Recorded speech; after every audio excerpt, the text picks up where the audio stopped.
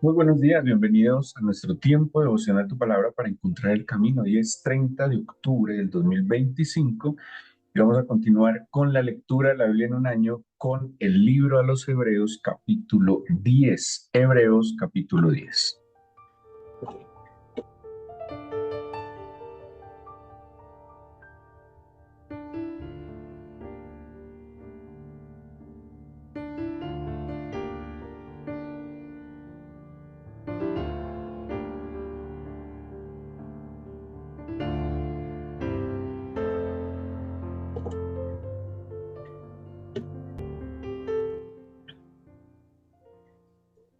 El autor de Hebreos nos viene exponiendo entonces la superioridad de Cristo Jesús respecto a todo el sistema cultico de la ley mosaica que se basaba en los mandamientos, pero no solo en los mandamientos, sino en todo el sistema sacrificial.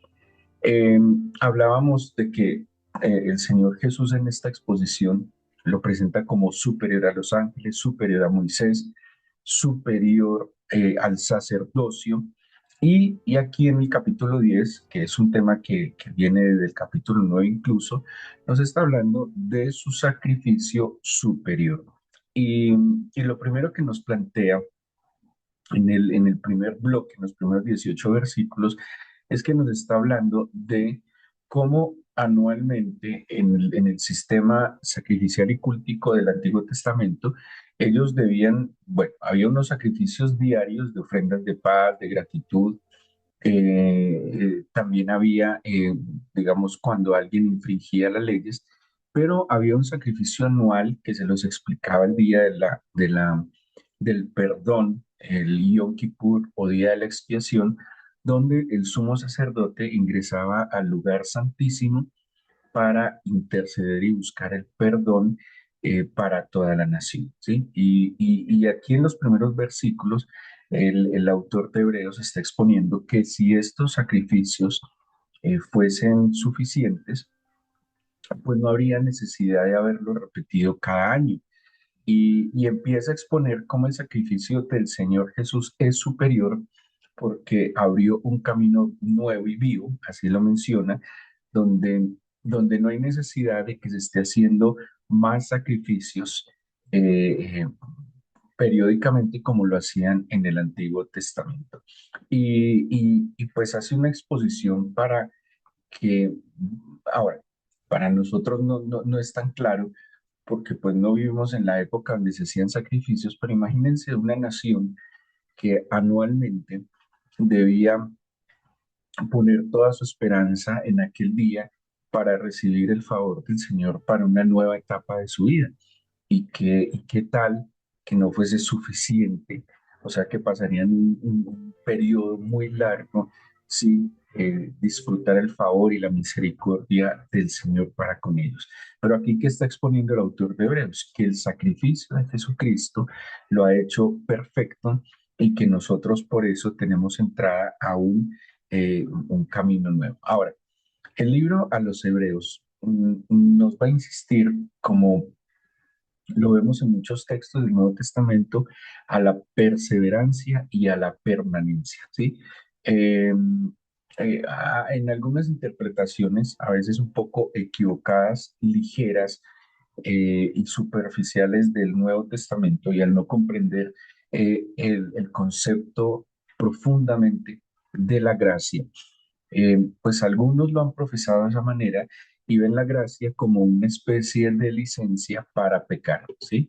Entendiendo que como este beneficio, digámoslo de alguna manera, de la salvación no es por méritos, sino por un acto de la gracia divina del Señor, pues algunos consideran que bajo la gracia no hay que obedecer, ¿sí? O que no se trata de lo que hagamos, sino de lo que creamos. Pero claramente, cruzando toda la información del Antiguo y del Nuevo Testamento, la verdadera fe se manifiesta a través de los actos de fe y los actos de fe tienen que ver con la obediencia a lo que el Señor nos plantea. O sea, es incoherente decir que yo tengo fe, pero actúo contrario a los principios y a las normas y a las instrucciones que el Señor me está dando. Por eso mismo Santiago dice, muéstrame tu fe a través de tus obras. O sea, yo no puedo decir que creo en la gracia, que creo en el perdón, que creo en la salvación,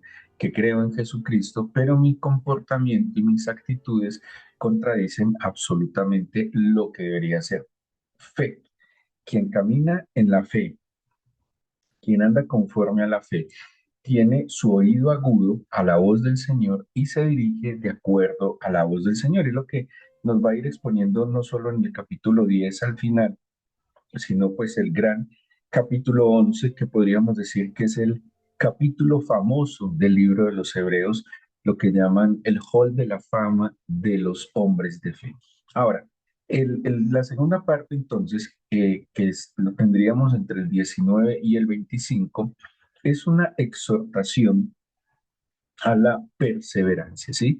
Y dice, y ojo con lo que vamos a leer, puesto que la primera parte nos está soportando y no lo vamos a leer todo, es un capítulo un poco extenso, pero nos está diciendo que el sacrificio de Jesucristo es superior al sacrificio del sistema mosaico, porque no tiene que repetirse, sino que es tan perfecto que su único sacrificio es suficiente para abrirnos un camino vivo y nuevo. Y dice así el versículo 19 al 25. Vamos a leer este bloque.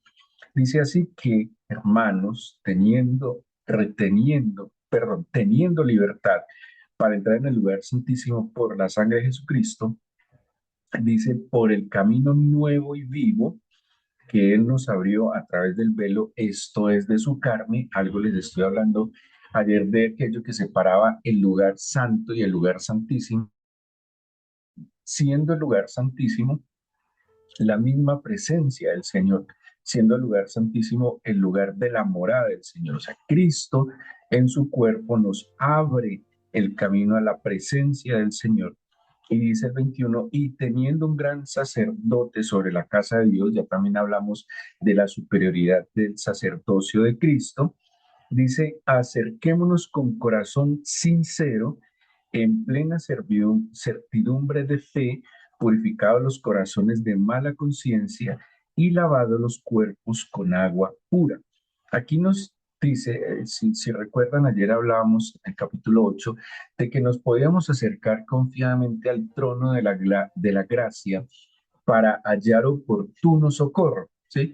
Pues ayer nos hablaba de que por esta brecha que el Señor abrió, por este camino que el Señor abrió, por eso Él dijo, yo soy el camino, la verdad y la vida. Nadie viene al Padre sino por mí. Ahora, ¿por qué? ¿Por qué Buda no es el camino a Dios? ¿Por qué Mahoma no es el camino a Dios? ¿Por qué bueno, ninguna otra?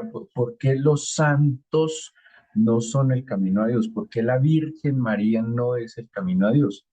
Porque es que había un obstáculo entre Dios y los hombres, que era el mismo pecado del hombre, la santidad del Señor, y por eso Cristo en su propio cuerpo, Él rompe esa distancia que había entre Dios y los hombres, porque Él lleva el pecado sobre sí y por su obra nosotros somos perdonados y por ende santificados a través de la identificación con Él. Entonces, cuando dice que no hay otro camino a Dios, es que el velo fue roto solo en Cristo Jesús, y es lo que nos está diciendo el mismo Hebreos. Entonces no es solo un tema, porque algunos, no sé, creyendo tener una mente muy abierta, cristianos, asumen de que cualquier camino nos lleva al Señor. Y claramente el único que rompió ese velo, que quitó ese obstáculo para que pudiésemos llegar a la presencia del Señor es Jesucristo.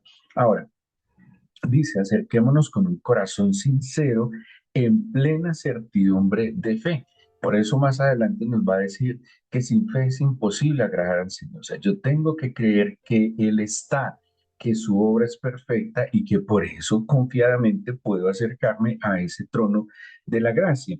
Purificados los corazones. ¿Cómo se purifican los corazones? Juan 1.9 nos dice, si confesamos nuestros pecados, Él es fiel y justo para perdonar nuestros pecados y limpiarnos de toda maldad. Porque ¿qué implica la confesión de pecados? Una conciencia de pecado, ¿sí? Muchas veces y en otro tiempo seguramente pecábamos y no éramos conscientes del pecado y por eso algunos pedían perdón, algo así como perdóname si lo ofendí. No, el confesar implica conciencia de pecado. Yo sé que lo que hice está mal, me arrepiento, lo confieso y me aparto. Entonces, por eso implica la purificación de los corazones de mala conciencia. O sea que la conciencia se purifica cuando hay genuino arrepentimiento y confesión y lavado los cuerpos con agua pura. Y hay algo, acuérdense que le está hablando a los hebreos. Y hay algo que implica también, no solo, hay una insistencia en la pureza ritual, eh, y de alguna manera, si mi alma está limpia, mi cuerpo también está limpio, ¿sí?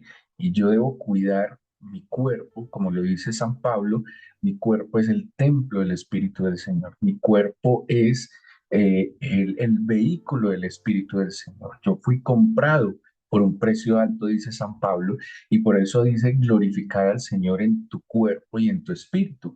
Acuérdense que la doctrina gnóstica negaba el cuerpo, como lo veía como algo poco importante, algo sin relevancia, y por eso les valía nada lo que hicieran con su cuerpo y por eso incluso caían en inmoralidades. Este camino de fe, si yo sé que tengo acceso al Padre, si yo sé que Jesucristo pagó mi deuda, implica que yo lo glorifique en mi cuerpo, ¿sí?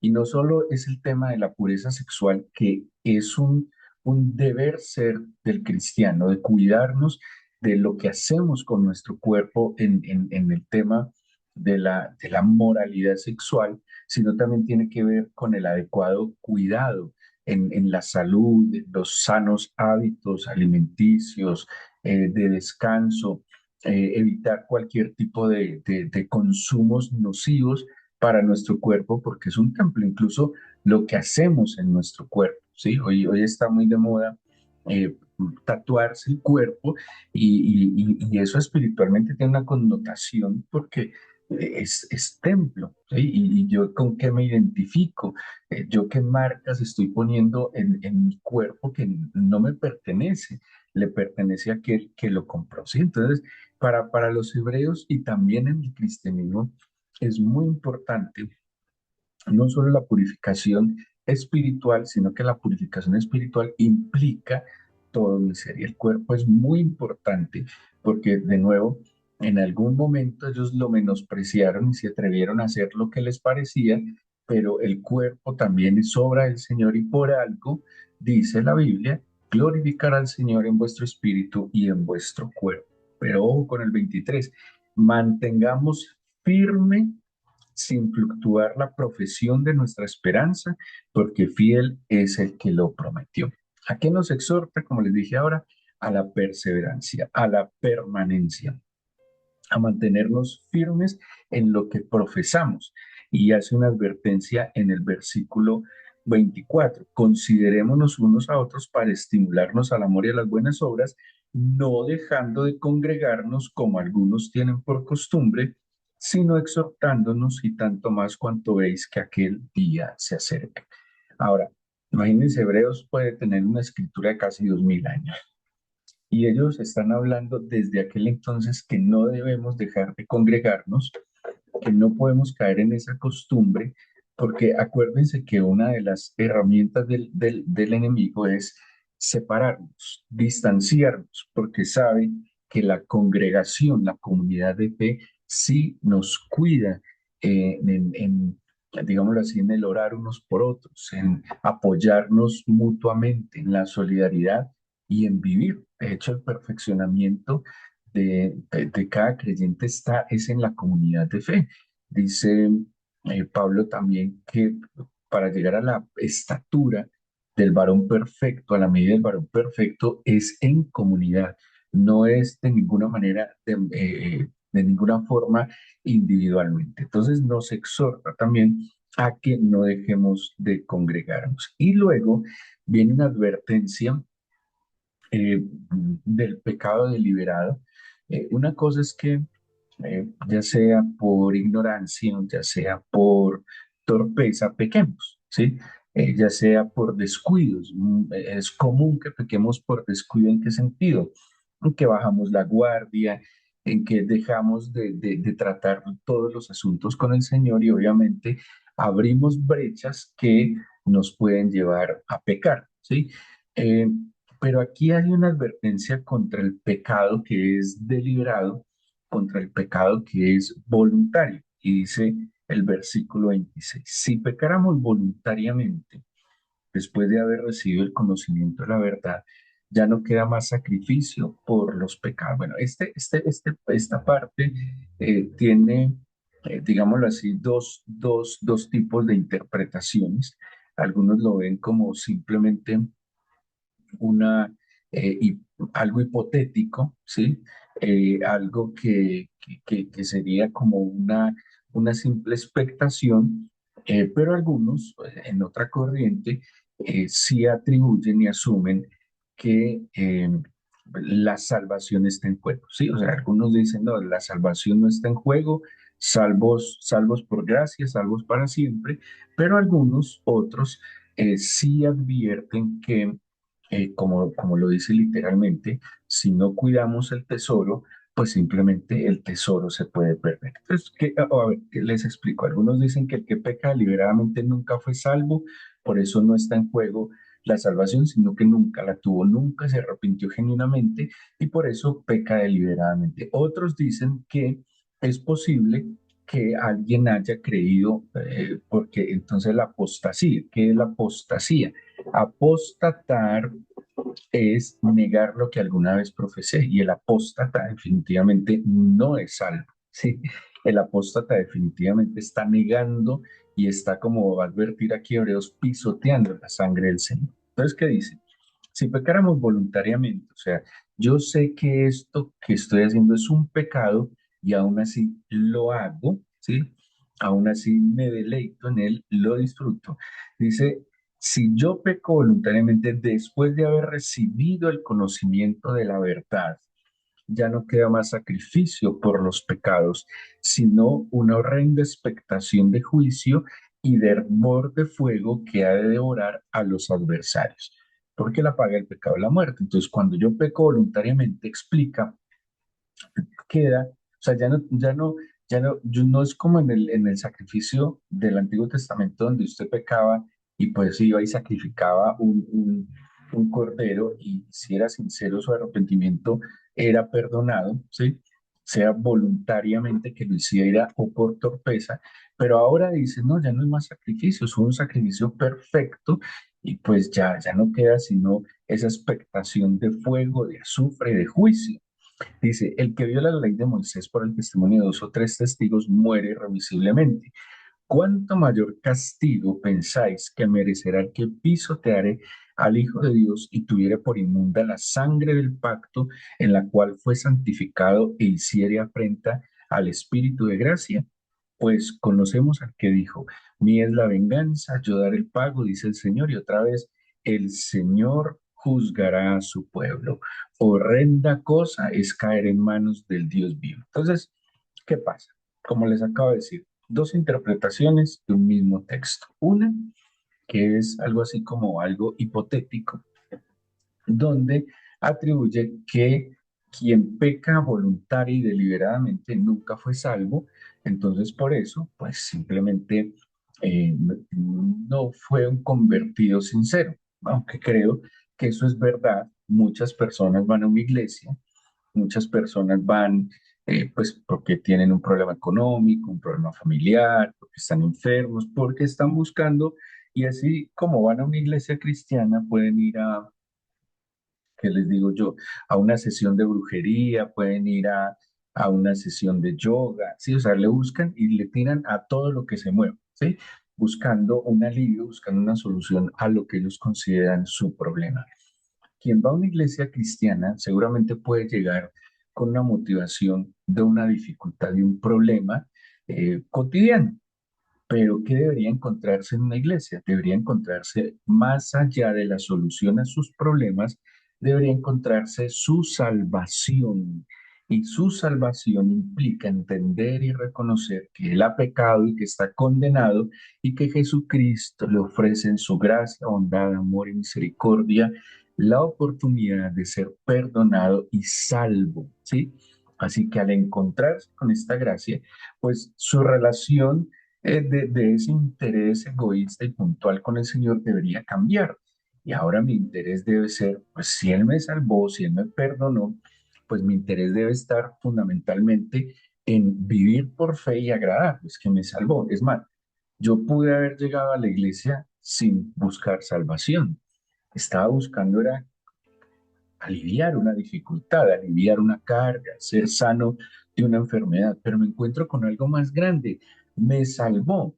Así que mi relación con el Señor no debería ser solo que me siga dando, que me siga ayudando, que me siga proveyendo, sino pues yo quiero caminar en pos de ti, que me has dado algo que no merecía, algo que tampoco estaba buscando, porque conscientemente no es que hayamos estado buscando la salvación, conscientemente tal vez estábamos buscando la solución a nuestros problemas, pero bendito sea el Señor que encontramos la salvación. Entonces, por un lado están los que dicen, entonces, estos los que nunca fueron convertidos, pero por otro está el que algunos que supuestamente o que estuvieron en la iglesia, ya sea por una equivocada motivación o porque, como dice en la parábola del sembrador, la palabra del Señor fue ahogada, porque estaba en medio de muchos afanes, pues el punto es que ya no hay más sacrificio que hacer. Así que volvemos al punto, al tema.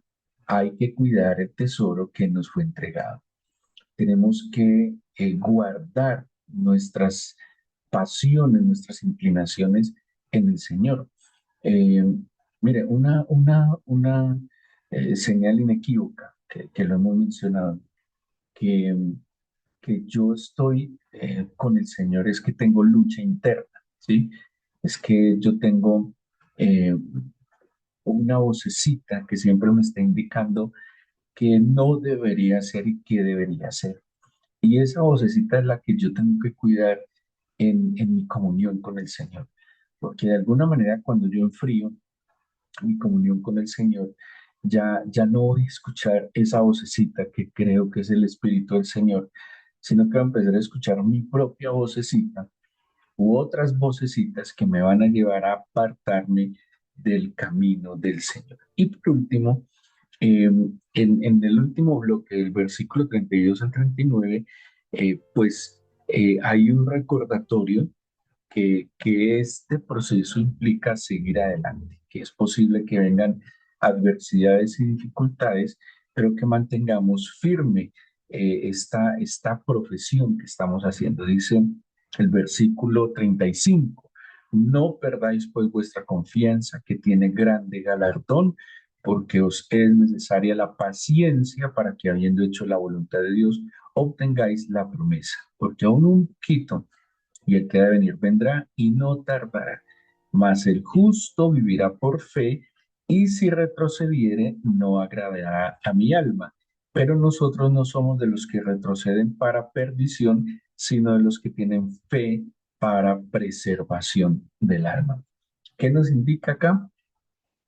Que seguimos adelante, que seguimos poniendo los ojos en Jesucristo, el autor y consumador de la fe, que seguimos levantándonos a luchar. Ayer tuvimos nuestras batallas, algunas las ganamos, algunas las perdimos, algunas quedaron en tablas, pero hoy volvemos a vivir. El Espíritu del Señor nos vuelve a levantar. Hoy tenemos la oportunidad de ser renovados en nuestras fuerzas para de nuevo librar las batallas de la fe. Y, y de la mano del Señor, como dice la misma Biblia, Él nos hará más que vencedores.